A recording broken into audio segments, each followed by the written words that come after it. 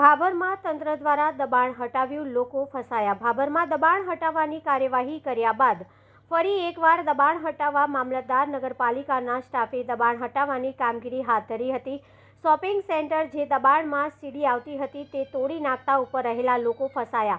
બનાસકાંઠાના Bhabhar state highway ઉપરના ગેરકાયદેસર દબાણ હટાવવા વહીવટી તંત્રએ 6 સપ્ટેમ્બરના હાથ ધરી હતી, જે ફરી ભાભર મામલતદાર નગરપાલિકા સ્ટાફ દ્વારા દબાણ કરતા લારીવાળાઓને હટાવ્યા। જે શોપિંગ સેન્ટરની લોખંડની સીડી બહાર દબાણમાં હતી તે તોડી પાડીને દબાણ હટાવ્યા। જે બીજા માળે આવેલ બ્યુટી પાર્લરમાં આવેલ ગ્રાહક દુકાન માલિકો સીડી તોડી પાડતા ઉપર ફસાયા। પાર્લરના માલિકે 5 મિનિટનો સમય માંગ્યો, ગ્રાહકોને જવા દો પછી તોડી પાડજો, તેમ છતાં પણ યુવતીએ વિનંતી કરી તોય ના સાંભળ્યું।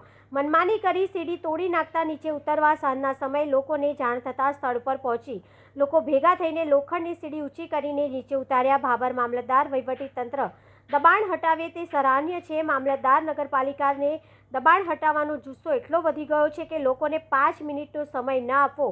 8 સપ્ટેમ્બરના દબાણ હટાવવા નીકળ્યા ત્યારે હોટલના માણસને લાકડીનો મુક્કો માર્યાનો વિડીયો વાયરલ થયો હતો। રિપોર્ટર સિદ્ધરાજસિંહ રાઠોડ, ભાભર। હું માનસી બ્યુટી પાર્લર દુકાન ધરાવું છું, હાઈવે ઉપર તિરુપતિ કોર્નર ઉપર, અને ત્યાં કસ્ટમરનું કામ ચાલુ હતું અને તરત જ દબાણવાળા આવ્યા અને કહ્યું કે તમે નીચે ઉતરી જાઓ સાહેબ, મારે અંદર કામ ચાલુ છે, 5 મિનિટ તમે રોકાવો।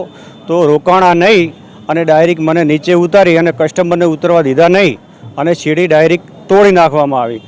આજે અત્રે અહીં સમસ્ત ભાભર ગ્રામજનો ભેગા થઈ અને મારી દીકરીને અને કસ્ટમરોને અને મને નીચે ઉતારેલ છે।